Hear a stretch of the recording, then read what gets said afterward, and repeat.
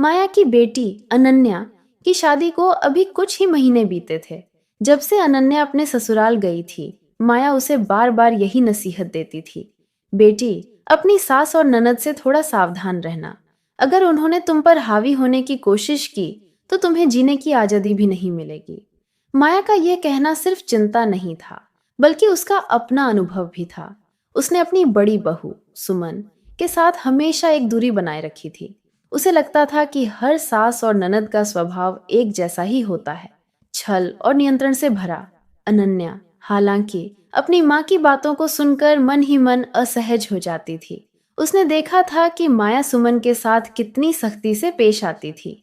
सुमन की छोटी छोटी गलतियों को माया बढ़ा चढ़ाकर देखती और घर में तनाव का माहौल बन जाता। अनन्या को लगता था कि माँ शायद अपनी सास की छवि हर सास पर थोप रही थी। अनन्या के ससुराल में माहौल बिल्कुल अलग था। उसकी सास सुधा और ननद काव्या ने पहले ही दिन से उसे इतना अपनापन दिया कि वह अपने मायके से ज्यादा सहज महसूस करने लगी। सुधा ने उसे बेटी की तरह गले लगाया था और काव्या तो उसकी सहेली बन गई थी। घर में हंसी मजाक और गर्मजोशी का माहौल था। अनन्या को कभी नहीं लगा कि वह किसी अनजान जगह आई थी। एक दिन शादी के कुछ हफ्तों बाद अनन्या मायके लौटी। माया ने उसे देखते ही सवालों की झड़ी लगा दी। बेटी, सब ठीक तो है ना? तेरी सास और ननद ने तुझे तंग तो नहीं किया? अनन्या ने हल्के से मुस्कुराते हुए कहा। नहीं माँ, मेरी सास और ननद बहुत प्यारी हैं। वो मुझे बहुत प्यार करती हैं। माया को यह बात हजम नहीं हुई। उसने तुरंत कहा, अरे ये तो शुरुआत है, अभी सब मीठा मीठा लगेगा। सास और ननद तो आस्तीन के सांप होते हैं। अनन्या की भाभी सुमन जो पास में खड़ी थी, ये सुनकर सन्न रह गई। उसे याद आया कि माया उसे भी हमेशा ताने देती थी। अनन्या को भी माँ की बात अखर गई। उसने सोचा, अगर माँ की नजर में सास और ननद इतनी बुरी हैं, तो क्या माँ और मैं भी सुमन के लिए वैसी ही हैं? तभी माया की नजर अनन्या के बैग पर गई। उसने बैग खोलकर देखा और चिल्ला उठी, हाय राम, तेरे गहने कहाँ हैं? अनन्या ने शांति से जवाब दिया, माँ, गहने तो ससुराल में हैं। मैंने सिर्फ वही पहने जो जरूरी थे। माया का गुस्सा भड़क उठा। मैंने तुझे पहले ही कहा था, अपने गहने संभाल कर रखना, सास और ननद के हाथ में मत देना। तूने वो गहने उनके पास छोड़ दिए। अनन्या ने समझाने की कोशिश की, माँ, मम्मी जी ने तो कहा था कि गहने मेरे पास ही रखो, लेकिन मुझे लगा कि इतने गहने लाने ले जाने की जरूरत नहीं। फिर भी उन्होंने सारे गहने मेरी अलमारी में ताला लगाकर रख दिए और चाबी मुझे दे दी। माया ने तंज कसते हुए कहा, हाँ, चाबी तुझे दी होगी, लेकिन दूसरी चाबी उनके पास होगी। तुझे पता भी नहीं चलेगा और वो गहने गायब हो जाएंगे। अनन्या का धैर्य अब जवाब दे रहा था। उसने कहा, माँ, बस करो, जब से आई हूं तुम यही सब बोल रही हो। मेरी सास और ननद बहुत अच्छी हैं।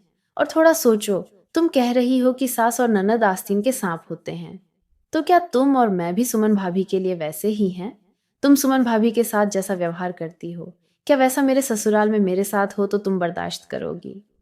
माया गुस्से से तिलमिला उठी। मैं तुझे सिखा रही हूं और तू मुझे ही सुना रही है। अनन्या ने जवाब दिया, माँ, बचने की जरूरत ही नहीं है। मेरे ससुराल वाले बहुत अच्छे हैं और तुम भी अच्छी बन सकती हो।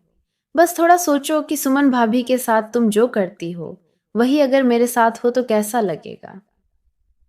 मेरी किस्मत अच्छी है कि मुझे प्यार करने वाली सास और ननद मिली, लेकिन सुमन भाभी की किस्मत तुम्हारे हाथ में है। मेरे ससुराल वालों के खिलाफ कुछ मत बोलो, कहीं मेरे रिश्तों को नजर न लग जाए। ये कहकर अनन्या अपने कमरे में चली गई। माया उसे गुस्से से घूरती रह गई। पास ही किचन में काम कर रही सुमन ने यह सब सुन लिया। उसे अनन्या की बातों पर गर्व हुआ।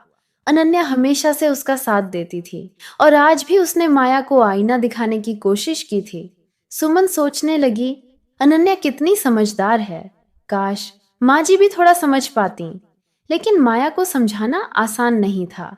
सुमन ने भी मन बना लिया था कि वह अब माया के तानों को दिल से नहीं लगाएगी।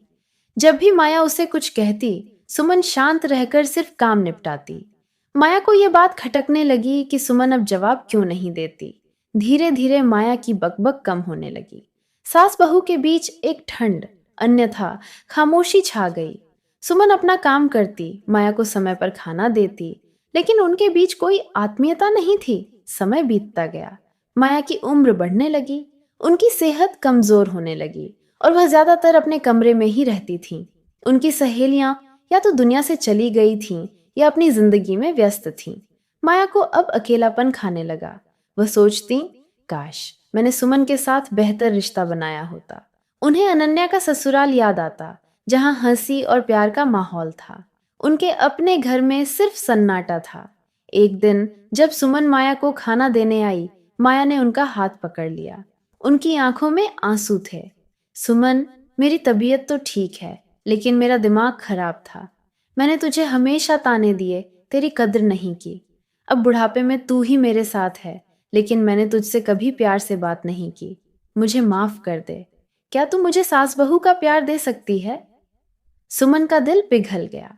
उसने कहा, माँ जी, जब मैं इस घर में आई थी, मैं यही चाहती थी कि हमारा रिश्ता प्यार भरा हो।